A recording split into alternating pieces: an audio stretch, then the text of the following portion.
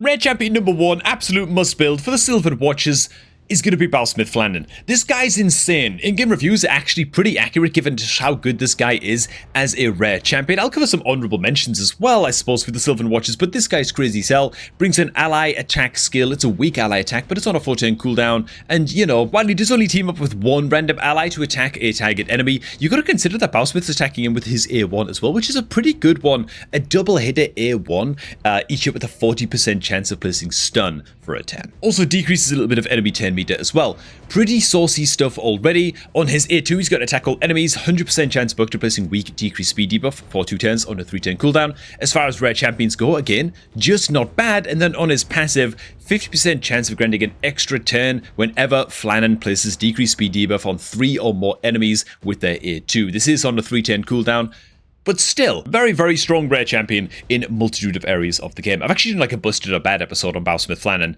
Did not disappoint, man. What a guy. Other shoutouts for the Sylvan Watchers would include Ingrid Twiststaff, great stun set rare champion with a couple of attack all enemy skills, placing leech debuffs as well. Very, very solid. And of course, let's be real, Tree Shield Knot might just be the real actual winner of like best rare champion for the Sylvan Watchers. Definitely the best rare reviver in the game. He's just not as fun to cover as the likes of Balsmith Flannan, which I'm going to do my best from here on out during this video to pick the actual best rare, in my opinion at least, for every faction, man. Moving on next to the Shadowkin, which, speaking of Shadowkin, this promo link shoutout has nothing at all to do with the Shadowkin, but I needed a segue, man. Hey, if you look at the kick of a new Raid Shadow Legends account, make sure they do it the right way with the maximum amount of free stuff, including a triple legendary start by clicking on the beginner promo link that is down below at the top of the video description box to grab legendary number 1, Basilius Varanus, on day 1 of your new Raid account. You can then use beginner code Demon Slayer to get your hands on Thorlin Foulbeard, and make sure that you start off your new account using the link down below before the end of the month of July to get your hands on Lemony C the Goldwing as legendary number 3. After the end of the month of July, you can no longer start the Lemony C Phase 1 champion chase, so just be prepared for that. Now, Shadowkin, all of these suck. Let's just establish that, okay? There's going to be some tough choices that I've got to make for each faction during the course of this video, and that's partially going to be because some factions have a lot of very, very good rare champions. The Shadowkin have the opposite problem. Some people point to Adachi. I think this guy's terrible. I think this guy's the 3-star chicken. I don't like him at all. Life Taker, maybe, for like early Fire Knight progression. She's not really going to get you past like stage 16 though, pretty much. Maybe she will. There'll be some guy out there who's like a huge Life Taker fan in the comments right now. I'm going to go with Teneko, because I think that at least she gets okay value over time. And by that I mean she's okay into wave content, right? Secret rooms and that kind of thing. She's not great, but I've got to pick one for every faction, right? Double hitter A1, chance to steal a bit of the target's 10 meter, low land rate, it's fine. 3-turn cooldown A2, attack all enemies before attacking place, increase accuracy buff on all allies for 2 turns. Okay, fine. Also has a 75% chance of decreasing the 10 meters of all enemies by 15%. That for a rare champion's actually okay. On a 3-turn cooldown, 15%. It's about fair. It's not too bad. And then on an A3, she brings a 3-turn cooldown, remove 1 random buff from each enemy, then has a 75% chance of placing decreased speed debuff on all enemies for 2 turns. The reason I like this is because she's not like attacking all enemies and has a chance to place decreased speed and remove buffs. It simply just removes the buffs and then places decreased speed, meaning even though she's magic affinity, she can't weak hit. So, you know, an A with decreased speed, bit of buff peel, bit of 10 meter control on the A2, she's fine, right? She's fine. In my opinion, at least. You can tell me how wrong my opinions are if you want down below in the comments, man. That's what YouTube comment sections are for. No, man, you guys are a happy little community, man. I love the discussion that goes on down below in the comments. People tend to keep it pretty civil on this channel, which I do love to see. For me, Teneko, best pick of a bad bunch for the Shadowkin faction. Hey man, by the way, if you haven't subscribed to the channel at this point in time, make sure to go ahead and do that. I think only about like 30% of people who watch the videos on a regular basis actually subscribe to the channel, which is kind of crazy as hell. We recently surpassed the 30k mark as... Wait a minute, the 40k mark, I think. Do I have 40k subscribers, man? Oh my god. We do. 40,178 at the time I'm shooting this video. Bloody hell. Thanks, guys. I really do. Oh my god. I feel all bashful now. Okay, I gotta get on with the video, man. Oh, bloody hell. Thanks so much, man, everyone who just decided to subscribe. Hey, man, The Dwarf faction, we got some bloody good pixie, you know. Kerzad is looking at me down there all furiously down at the bottom. Master Butcher, great little progression champion for Dreadhorn Bommel. Madman has his believers, and you know what? He's making a believer out of me slowly. My free-to-play account as well. Candleguard holds a special place in my heart, man. Solid AoE nuker with a couple of attack all enemy skills. Also places the weak version of Weaken on the A2 as well. Brings an increased crit rate buff in herself. She's actually a very, very solid rare champion nuker, but can I really give it... Oh, Dilgol's fine as well. He's worth a shout out. I don't think it could be anything other than Kerzad, though.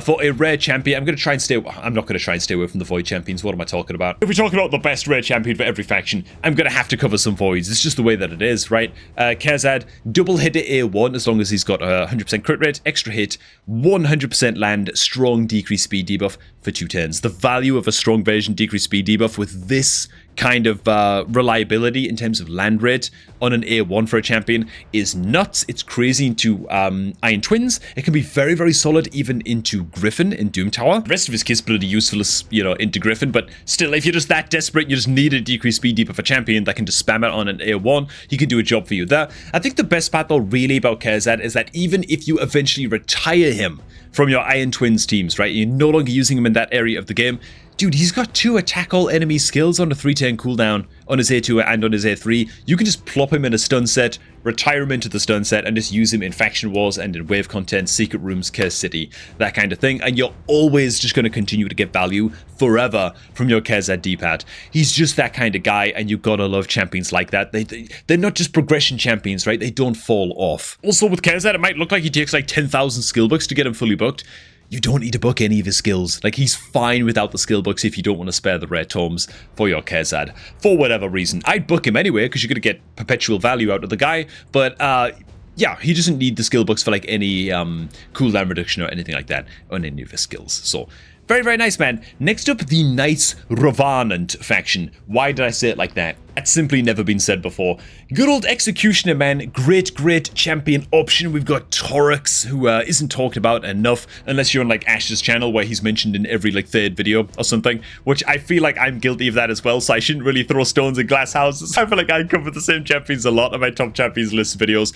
I'm not talking smack about Ash, man. Dude, I learned most of what I know about the game when I was first getting started in Raid from, like, Ash's channel, from Nubs' channel, from Booz's channel, you know. Yeah. He's not wrong to be covering Torix. Torix is a great, great champion, man. Attack all enemies, high land rate provoke. He's not going to be my pick, however.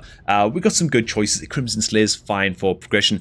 My pick, though, has got to be Renegade. Purely because I still use Renegade on my main account. To this day, I use her as my crit damage tank into Phantom Shoguns. Man, Renegade is great for that job because she's Void Affinity and because she helps to speed up the clear, right? It's all about the A3. 5-turn cooldown, decrease the cooldown of all ally skills by 2 turns.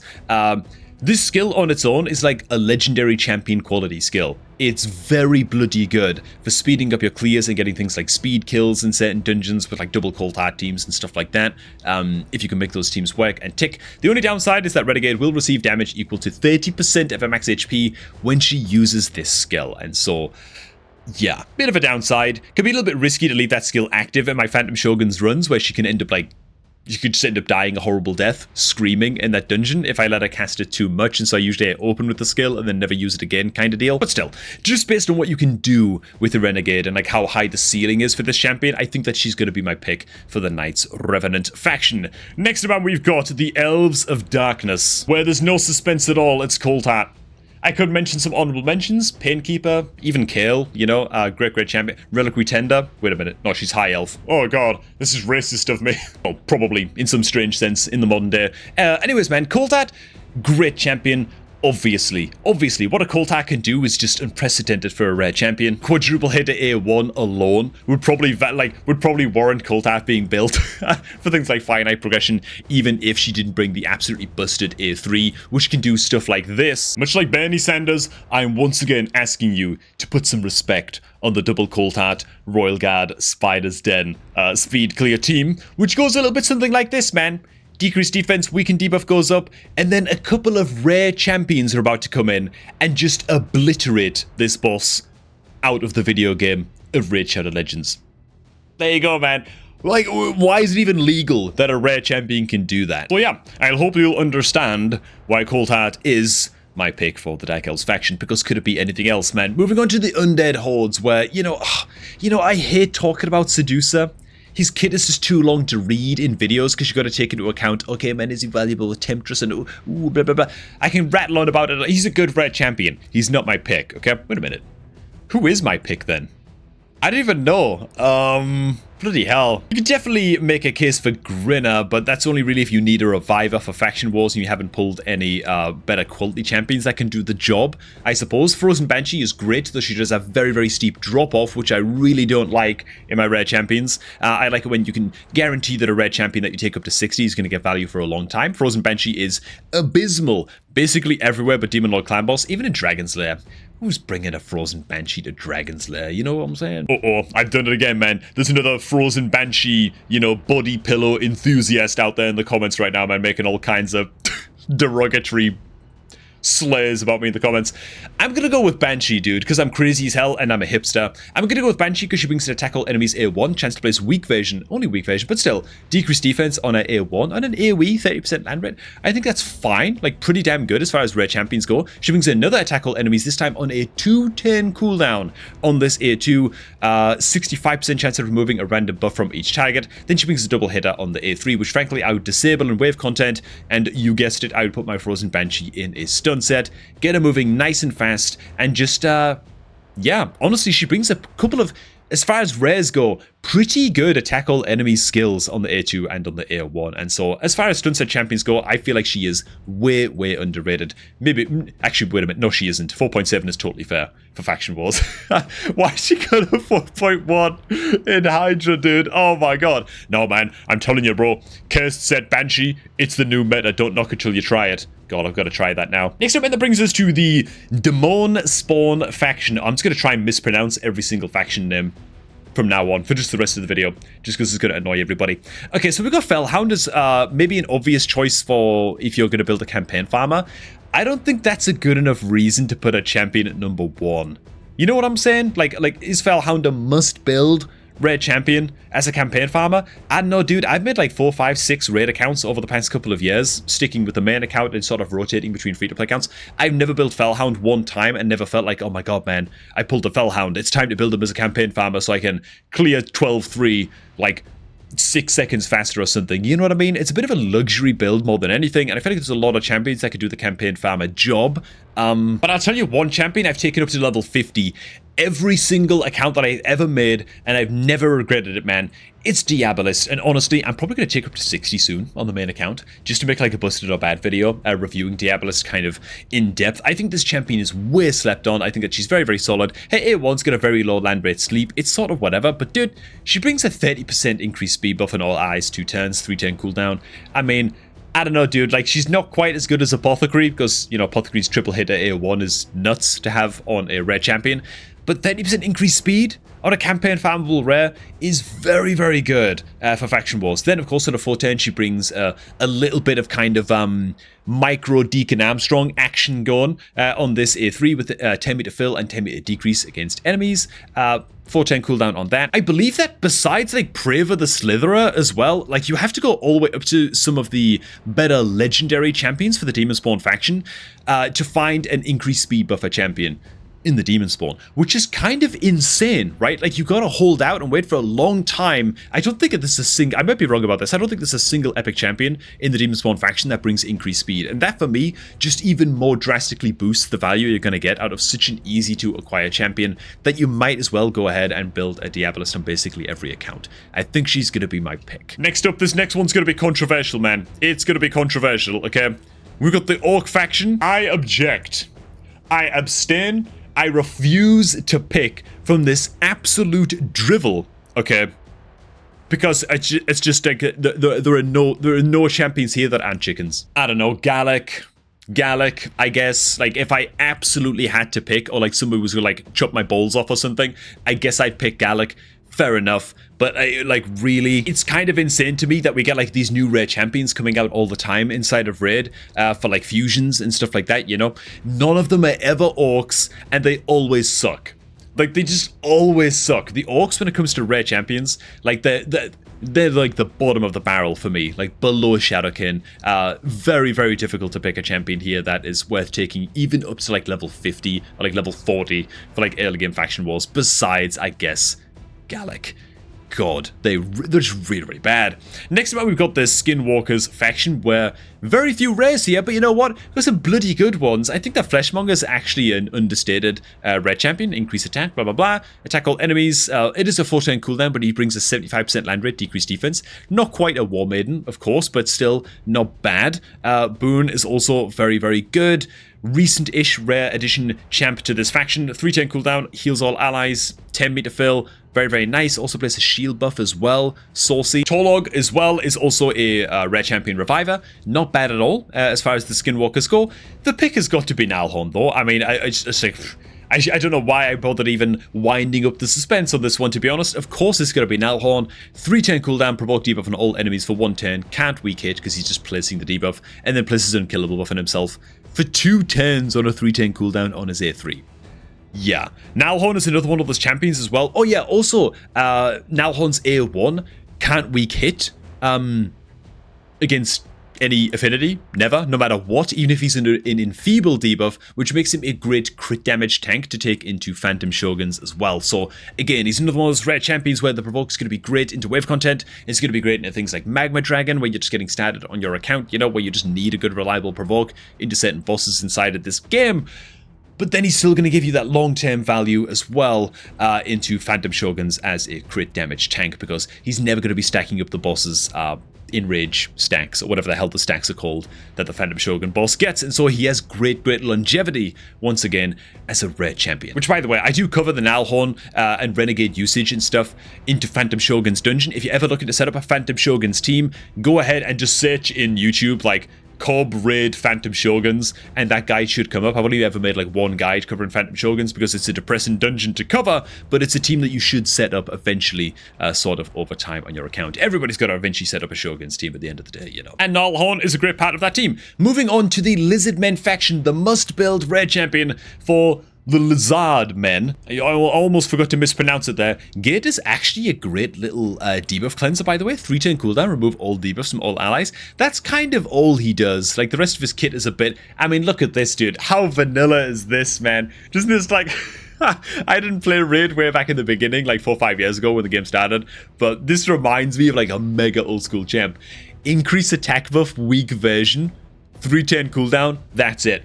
That's all the skill does, you know? Like, it's so terrible, man. Oh my god. I think, honestly, my pick for the Lizardmen, without further ado, Metal Shape is a great champion for progression in Doom Tower against Scarab. It's got to be Haruspex, just because he's a rare reviver. Not much more to it than that. If you just need a reviver on your squad, he can do the job. He also brings some 10 meter fill as well. Increased speed buff on all allies for 2 turns on a 3-turn cooldown. Speed in arena battles by 15% is weird. You know, it's a little bit strange. Probably not even going to use him there, but he can at least help you out in faction wars, getting you those 3 stars to clear normal mode. Moving on to the Ogryn tribes, where, ooh, you know, we've got some pretty okay options here. I've heard some people actually believe in using Roughstone with his attack all enemies A1 and just disabling his other skills and just putting him in a stun set and just using him as a stun bot. I don't know, he doesn't bring that much to the table. Like, it's an attack all enemies A1, sure, but it doesn't do anything else, and the rest of his kit is not attack all enemy skills, so you're just having him spam the A1 over and over. I'm not sure how worth it that is if you've built them for that purpose. Let me know down below in the comments, man. I'd be curious to know how many people actually do that on their accounts. I can't imagine that many. Rock Beast, I believe, is actually a pretty okay champion as well. Believe he's used as part of a fusion. Might be making that up. I think he is. So most people don't build him, but he brings an attack all enemies 4-turn cooldown, 100% land rate, strong decreased speed debuff on his A3. That alone's very, very good. Then he brings a high land rate provoke on his A1 as well. And so this is actually a very, very good rare champion. He's simply over... Oh, we've also got Gear Grinder, rare champion reviver. He's fine among rare revivers, kind of on the same tier as Haruspex, really. But let's be real, Bellower is the man. Bellower is the daddy. Right behind Coldheart, for me, easily in the top 3 rare champions in the game, because his longevity, oh my god, this guy's longevity, bro. Attack all enemies on all of his skills, including, this is what I mean, by the way, having extra stuff worked into the A1. It's not just an attack all enemies A1, it also brings along a block active skills debuff and a 30% land rate. Not bad. Brings an attack all enemies A2, 3-turn cooldown, high land chance, 15% decreased speed debuff, and then he brings a decreased attack and decreased defense debuffs, both weak versions on his A3 on a full turn cooldown. 100% land rate though on those suckers. Now what makes Bellower so good is that obviously you can build him in a stun set because, you know, he's got attack all enemies on all of his skills, which is great. But also when you eventually get some red stars, right, you actually get like some good blessings and awaken your Bellower a little bit. You can pick up the Nature's Bounty blessing, which gives you a chance of converting weak version debuffs, okay, like 15% decreased speed or 25% decreased attack and decreased defense, converting those into the strong version of those debuffs. And so even with just the 4-star blessing on my Bellower, I've got a 30% chance of landing strong version decreased attack, strong version decreased defense, strong version decreased speed in Bellower's kit every single time he places those debuffs, which is just insane. Like, it basically turns it just upgrades Bellower into a Void Epic. You know, like pretty much. And so basically any rare champion limited content where you can only use rare champions in your team, Bellower is going to be an auto feature in all of those teams in Curse City and in Secret Rooms and that kind of thing. And to top it all off, Bellower also makes for an extremely fast campaign farm as well, so you'll always have that use for you on your account also. So I got my Bellower built in a stun set so he can do that job in PvE. He's got his blessings, so you can apply all those debuffs in PvE, but I'm also going to build like crit damage amulet and that kind of thing, so he does enough damage to be my like 6 or 7 second campaign farmer. Just an excellent bloody champion, man. Moving on to the Barbarians faction. Man, dude, honestly, War Maiden still holds up. She's still very good, just given the value of a strong decreased defense debuff like this with 100% land rate, 3-turn cooldown on an A3, campaign farmable, exceptionally good. Sentinel is worth a shout out. Very nice provoker option champion there as well. For me, it's going to be Soulbond, man. I was never that sure about Soulbond until I tried her out recently in an episode of Busted.Bad. Just giving her a shot, building her out in like Nuka gear, stun set gear, seeing what value she can get across different areas of the game. Great champion, man. I'm sold. Okay, I'm sold. I went in with quite mediocre expectations of this champion. Attack, all of her skills bring an extra 25% chance of inflicting a crit, which is lovely. It means you can just go ahead and plop her in some crit rate gauntlets if you want to, like in a stun set, and it's very easy to get her that 100% crit rate like total. Very nice. Yeah, the stun set, attack all enemies, makes that she's landing all kinds of control against waves of enemies, and then of course she brings a 4-turn cooldown A3 that takes quite a lot of rare bucks, but let's attack one enemy, 100% chance bucked of decreasing the target's 10 meter full 10 meter deletion on this A3. You can also build out with the crit damage gloves style build as well and go for just like higher damage rolls and stuff on your gear, maybe a bit less speed on your stun set gear and just go for more damage, because honestly A2 is great as well, dude. Attacks one enemy, ignores 75% of the target's defense. This thing can actually smack pretty gosh darn hard, and so you've got some options of how you can build out your Soulbond. Very fun champion to build, and honestly surprised me at the damage she can do even just in a stun set in PvE scenarios. Yeah, she's just very fun to build, man. I would recommend her as the Barbarian pick. Onto the Sacred Order, where we've got a lot of champions and a lot of drivel. Honestly, I look around, all I see is chickens, man. All I see is chickens. All of these bloody champions are just terrible. I think if there's one champion I could pick out as, I guess, a must build, and by a must build I mean you're most likely to get like long-term value out of the champion, it would actually be Templar. Just because there's certain ways that you can build a Templar with like Immortal Gear, Regeneration Gear, and speed tune him just right to solo certain difficulties of Bormal Dreadhorn, which could be like a huge problematic boss to run into in things like Cursed City and like the early game and the mid game and stuff. And so if you've got a Templar and you can play Sacred Order against you know, that Cursed City iteration of Dreadhorn Bormal, then he does bring like a block damage buff on himself and a 3-turn cooldown, and the idea is you speed tune him just right so that he places this block damage buff on himself sort of after the boss attacks, but just before the bombs explode, and so he never takes bomb damage against Dreadhorn Bormal, and you can actually get some solos off with Templar against Bormal. You have to build it with like 0 accuracy, as low as possible, so that there's minimal chance of him landing the decreased speed, But even with 0 accuracy, champions always have a 3% chance in this game to land the debuff no matter what, and so you've still got to manual the fight just in case he lands the decreased speed debuff on his A1 against Bommel. It's a very, very long fight. You've got to do it manually because he will eventually land the decreased speed, and then you sometimes got to delay using your A2 by a turn, and just like weird things like that. But of all of the rare champions in the Sacred Order faction, he's the only one that I can really think of where you might get some long-term value from the guy. As for the High Elves faction, God, am I actually going to honorable mention Apothecary? Is Apothecary not going to be my pick? I don't think he can be, man. He's an incredible champion, don't get me wrong. Very, very good. Like, if you pull this guy from a Mystery Shard or something, like when you're just getting sat in raid as well, he's like the quickest auto 6-star you're ever going to pull from a Mystery Shard, right? Increased speed, 10 meter fill, 3-turn cooldown, enough said, except not really, because he also brings a triple hit AL1, great for finite progression, brings some healing on his A2 as well, and that heal can also crit. Very, very good champ. Elhain might be worth building out for Faction Wars even. I tell you what, Prosecutor is an underrated champ also. Brings a 3-turn cooldown A2, attack all enemies, 75% land, strong version decreased speed debuff for a couple turns. Like, think back to Bowsmith Flannan right at the start of this video. Bowsmith Flannan brings a skill just like this, but his decreased speed is only the 15% version. This is the strong version, man. I know it's not 100% land, but still, really quite good for wave content. My pick, however, Huria is also a very, very good champion as well. Triple hit a Poisoner to build potentially early instead of like a Frozen Banshee into Demon Lord Clan Boss. My pick, though, has got to be Reliquary Tender. I mean, she brings one of the better revives in the game as far as...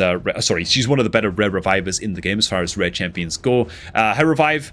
5-turn cooldown, it's fine, but she also brings a 3-turn cooldown full cleanse and a continuous heal buff for 2 turns on her A2. Like, as far as red champ, I mean, this is a very bloody good skill. Like, you compare this to Gator and Gator's remove debuffs skill that we touched on a little bit earlier on in the video, which is fine just because it's a 3-turn cooldown. This is a 3-turn cooldown and heals. It's like early game progression into Nether Spider and stuff like that. Longer term value via her revive into Faction Wars. Yeah, Reliquary Tender is way, way up there in terms of value for a rare champion. Which then brings us on to the Banner Lords, which once again, I'm just really, really reticent to even pick one from here. Really just looking at the Void Rares. I mean, there's cases to be made for Valerie because of her use in like Wixwell teams. Maybe Spymaster is one of the only rare champions in the game that brings AoE block buffs, debuff, I guess. Kind of. I don't know, does that make him worth building? Not so sure about that. Denid, as well as a champion that's definitely worth an honorable mention, attacks all enemies, plays Strengthen buff. 25% Strengthen, 3-turn cooldown, 2-turn duration is very unique, kind of unheard of as far as rare champions go, to bring this unique and powerful buff on a rare champion like this, and so reliably as well. So definitely worth a shout out, man, for Denid. But I think my pick is probably going to be Dagger. Even with her shortcomings, she brings attack all enemies, 75% land rate, strong decreased defense debuff for 2 turns on a 3-turn cooldown. That's kind of all she brings. She brings a 75% clip, strong decreased attack debuff. If the target's under decreased defense, it's only single target though on a A3, so it's fine. What is this, by the way? Attacks one enemy 2 times on this A1. Each crit decreases the target's 10 meter by 4%. What? Why 4, dude? Oh my god, dude. Okay, it's so random.